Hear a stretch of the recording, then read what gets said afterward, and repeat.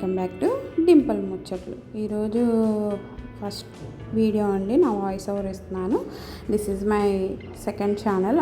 Already నేను ఒక channel ఉంది, డింపుల్ వ్లాగ్స్ అని. అది మానిటైజేషన్ అవ్వట్లేదండి, 2 years అవుతున్నా కూడా అస్సలు అవ్వట్లేదు. ఇంకా సో ఇది న్యూగా స్టార్ట్ చేశాను. ప్లీజ్ ఈ ఛానల్ని సపోర్ట్ చేస్తారని అనుకుంటున్నాను. Please support my channel. ఇది వచ్చేసి బీరకాయ అండి, నేతి బీరకాయ పచ్చడి. ఇదేంటంటే కార్తీక మాసం స్పెషల్ అండి. కన్ఫామ్గా కార్తీక మాసంలో ఇంటిల్లిపాది తినాలనేసి అంటారు. ప్రతి ఒక్కళ్ళు కన్ఫామ్గా తినాలంట, చాలా మంచిది హెల్త్కి కూడా.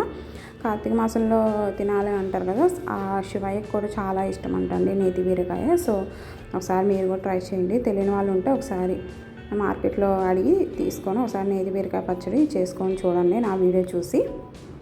ప్లీజ్ స్కిప్ చేయకుండా లాస్ట్ వరకు చూడండి. ప్లీజ్ కొత్తగా చూసారంటే ప్లీజ్ సబ్స్క్రైబ్ చేసుకోండి. వీడియో అనిపించిందో కన్ఫామ్గా కామెంట్ సెక్షన్లో చెప్పేసేయండి. ఇప్పుడు నేతి బీరకాయ అండ్ మిర్చి పక్కన పెట్టేసుకున్నానండి. వాష్ చేసేసుకొని చిన్న చిన్న పీసెస్గా కట్ చేశాను. చూపించాను కదా 2 బీరకాయలు అనేసి, దానిలో ఒకటి ముదిరిపోయిందండి, అందుకని నేను ఒకటితో చేస్తున్నాను.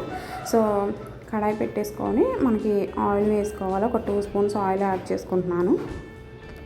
ఇప్పుడు ఆయిల్ కొంచెం హీట్ అవ్వాలి. సో ఇప్పుడు నేను వాష్ చేసేసి పెట్టుకున్నాను కదండి, మిర్చి ఒక 10 వరకు ఉన్నాయి, ఆ మిర్చి యాడ్ చేసుకోవాలి. గ్రీన్ చిల్లీస్ ఒక 10 తీసుకున్నాను.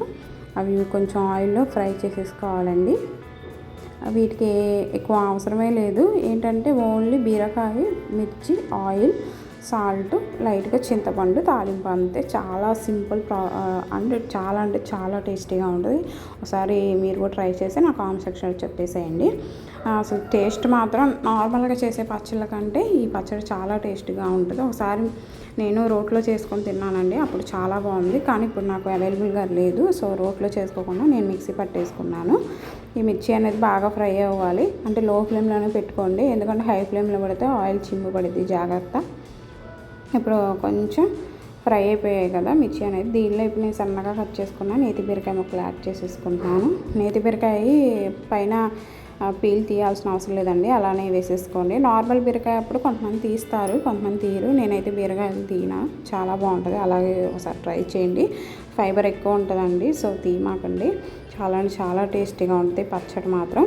అది తీయకుండా చేస్తేనే, నార్మల్గా పీల్ తీసేసి చేస్తే అంత టేస్ట్ అనిపించదు.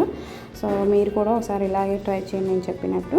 ఇప్పుడు బీరకాయలు అనేవి లో ఫ్లేమ్లోనే ఫ్రై చేసేసుకోవాలి, హైలో పెడితే అడుగంటేస్తుంది. సో జాగ్రత్తగా లో ఫ్లేమ్లోనే ఫ్రై చేసేసుకోండి. బీరకాయలో వాటర్ కన్సిస్టెన్సీ ఎక్కువ ఉంటుంది, సో మనం లో ఫ్లేమ్లో చేసుకుంటే ఆ వాటర్ అంతా రిలీజ్ అయిద్దండి. సో జాగ్రత్తగా చేసుకోవాలి, ఆ వాటర్తోనే ఉడికిపోయిద్ది అనమాట బీరకాయ అనేది. సో మీరే చూడండి, నెక్స్ట్ క్లిప్లో వాటర్ అనేది ఎంత రిలీజ్ అయిద్దో చూస్తారు.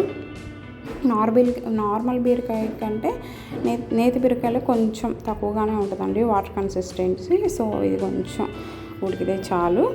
సో దానిలో ఏంటంటే నార్మల్ బీరకాయలు ఎక్కువ వాటర్ వచ్చేస్తుంది, సో దానికంటే కొంచెం బెటర్ ఇది. సో ఇప్పుడు చింతపండు కూడా యాడ్ చేశాను. ఒక చిన్న సైజు ఏమంటారు, చిన్న సైజు గోళీ అంత వేసుకున్నాను నేను చింతపండు. ఇప్పుడు మూత పెట్టేసుకొని ఒక 2 minutes అలానే మగ్గనివ్వండి బీరకాయల్ని. మధ్యలో చెక్ చేసుకుంటూ ఉండాలి, చూడండి వాటర్ అంతా రిలీజ్ అయిపోయిందో. ఇంకా కొంచెం ఒక 1 minute పట్టిద్దంటే ఇంకా వాటర్ అంతా సపరేట్ అవుతుంది కదా, ఆ వాటర్ అంతా అబ్జర్వ్ చేసుకోవాలి. సో ఒక 1 minute అలానే వదిలేసేయండి. చూడండి ఎంత బాగా ఉడికిపోయిందో, 2 బీరకాయ అలాగే మిర్చి బాగా ఉడికిపోయాయి కదా. ఇంకో 1 minute అయితే ఇంకా మనం మిక్సీ పట్టేసుకుంటే చల్లారిన తర్వాత పచ్చడి రెడీ అయిపోయిందండి. సో నేను ఇక్కడ మీకు చూపిస్తున్నాను చూడండి. ఒక వెల్లుల్లిపాయ సగం వేసుకోవాలంటే ఒక 5 నుంచి 6 వెల్లుల్లి రెమ్మలు వేసుకోవాలి. దీనికి స్మెల్ కోసం అండి, అరోమా కూడా టేస్ట్ కూడా బాగా ఎక్కువగా ఉండాలంటే వెల్లుల్లిపాయ కన్ఫామ్గా వేసుకోవాలి. వెల్లుల్లిపాయ నచ్చిన వాళ్ళు స్కిప్ చేసేసుకోవచ్చండి. ఇప్పుడు ఇదంతా మిక్సీ జార్లో వేసేసుకొని ఒక 1.5 spoon, అంటే చిన్న స్పూన్ అండి నాది, ఒక 1.5 spoon యాడ్ చేసుకున్నాను. మీరు పెద్ద సైజు ఒక 1/2 spoon వేసుకుంటే సరిపోద్ది. నేను చిన్న స్పూన్ అని చెప్పాను కదా, అది నెయ్యి వేసుకునే స్పూను, ఒక 1/2 spoon వేసుకున్నా, 1.5 spoon వేసుకున్నాను నేను. మీరైతే హాఫ్ స్పూన్ వేసుకోండి. చూడండి ఒక్కసారి మిక్సీ ఆన్ ఆఫ్ అలా 3 టైమ్స్ పెట్టుకుంటే చాలు. నార్మల్గానే 3 టైమ్స్ ఆన్ ఆఫ్ చేయండి. చాలా మెత్తగా గ్రైండ్ అయిపోయింది. ఇప్పుడు పోపు పెట్టేసుకున్నాను. సరిపడా ఆయిల్ వేసుకున్నానండి. ఒక 3 స్పూన్స్ ఆయిల్ యాడ్ చేసుకొని దీనిలో పచ్చిశనగపప్పు, జీలకర్ర, ఇంకా ఆవాలు యాడ్ చేసుకుంటున్నాను. కొంతమంది మెంతులు కూడా వేసుకోవచ్చు అండి, చాలా బాగుంటుంది. మధ్యలో మెంతులు కూడా వేసుకుంటే చాలా బాగుంటుంది టేస్ట్. ఒకసారి మీరు కూడా అలా ట్రై చేయండి.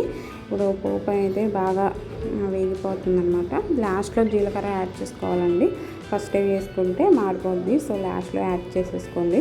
ప్లీజ్ అండి, వీడియో అనిపించిందో కన్ఫామ్గా చెప్పండి. ప్లీజ్ ఈ ఛానల్ మాత్రం సపోర్ట్ చేస్తారని అనుకుంటున్నాను.